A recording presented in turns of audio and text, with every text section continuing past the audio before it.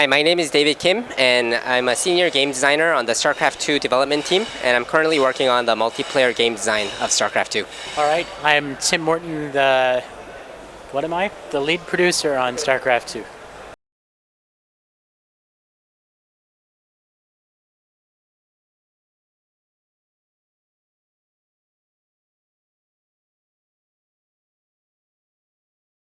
So there's going to be achievements, so you can compare what difficulty level you've gotten to compared to your friends, things like that.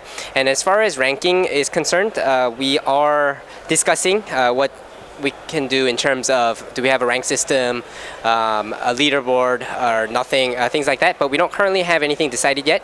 But because this is a more accessible way to play Starcraft II, we're not worried as much about the competition of it, because that side of things is handled really well on the PvP side.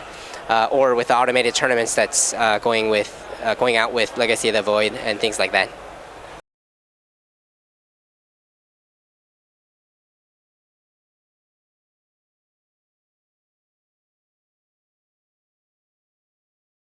Yeah, each map will have different objectives. So we're showing 2 maps here at the show, but we've got more maps that we're working on for launch, and we're even planning to launch additional maps after Legacy of the Void is done. So we really expect the mode to grow, but there will be a diverse number of objectives.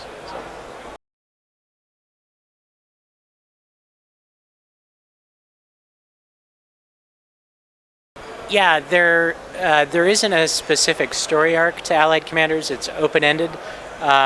You can specify the map that you want to play, but you'll get a bonus in terms of how quickly your commander levels if you let it select a random map for you.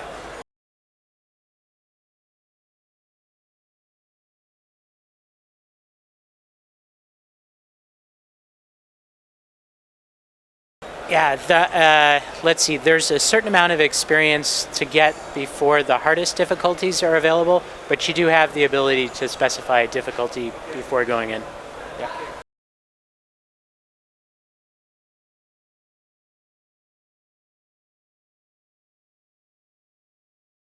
Yeah, I'll say the upper difficulty levels in Allied Commanders, as they're currently balanced, are very challenging. So I think even experienced StarCraft II players should feel like there's a pretty compelling experience there.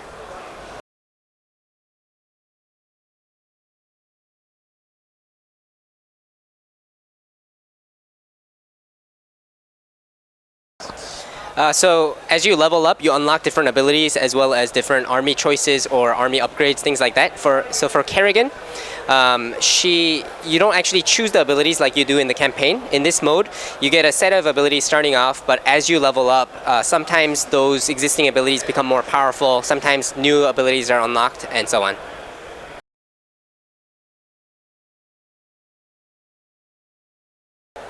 Yeah, so the other big mode is automated tournaments. This is a feature that we're trying to get out to the beta very soon, hopefully within the next month or so, to the beta. And the goal for this is to have players playing across all skill levels experience that competitive tournament level play type of experience, and we want to bring that to the online experience of StarCraft II.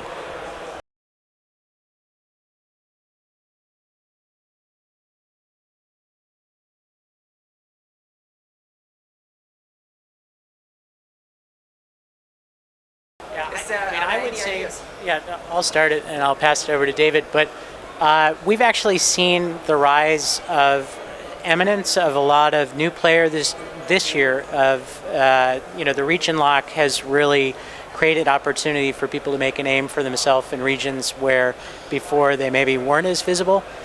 So we don't really feel like the scene is shrinking. It's just a healthy, infusion of new blood as players come into it and get more distinguished in the region. But we definitely expect that Legacy of the Void will bring some new excitement around StarCraft. Archon mode, we've seen a number of show matches leading into the release of Legacy of the Void. I don't know, David, if there are other things you want to touch on? I think that was pretty good. Okay, cool. Yeah.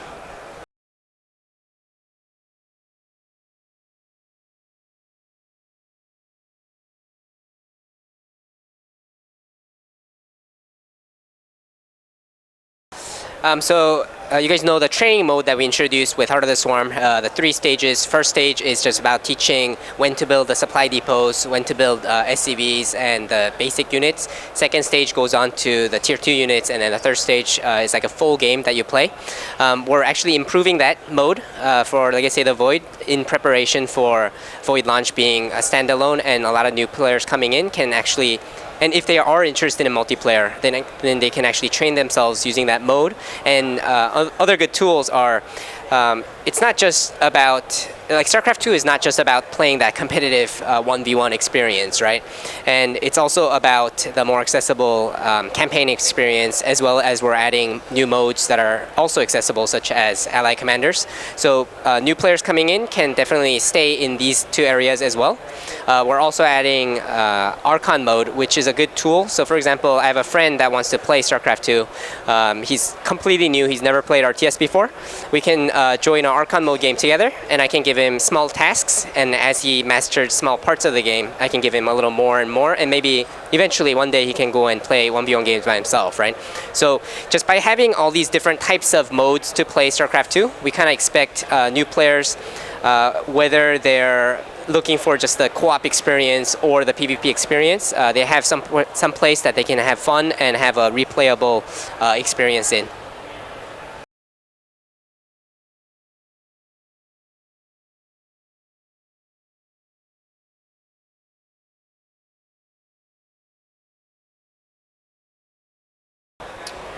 So the prologue missions, the Whispers of Oblivion, those are really targeted at players who have played Wings of Liberty and or Heart of the Swarm, so there's an expectation that those players are already familiar.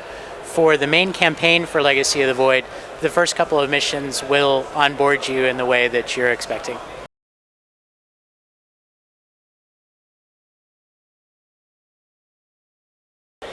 Yeah, players who get Legacy of the Void will also have access to those missions, but the Legacy of the Void campaign picks up after the Whispers of Oblivion. So, yeah.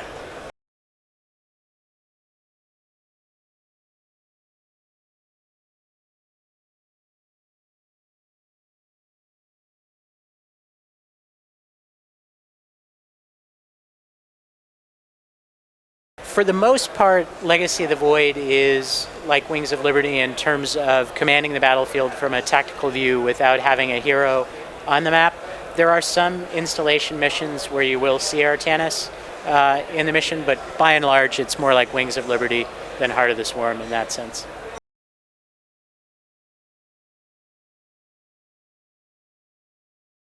There are some differences between campaign and multiplayer, including also the starting worker count is an example of something we've done in multiplayer that we haven't carried over to the campaign.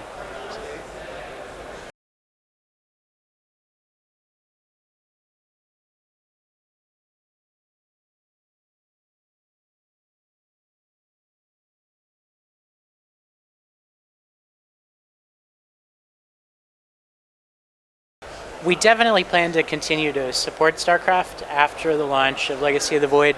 We're so busy finishing Void right now that we haven't really decided specifically what we're going to work on afterwards, but there's no question in terms of balance patches, bug fixes, and just general improvements to the game that we're going to keep going past launch.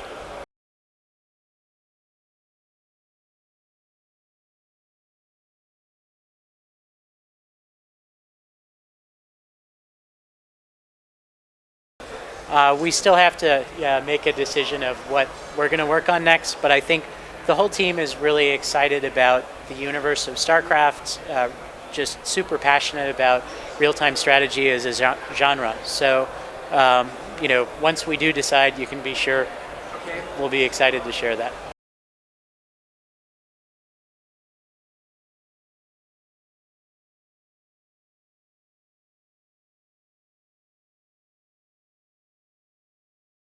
Well, if you look at how long it took us to build Wings of Liberty versus Heart of the Swarm versus Legacy of the Void, we are getting faster. But how long the next game takes, nobody knows. Yeah.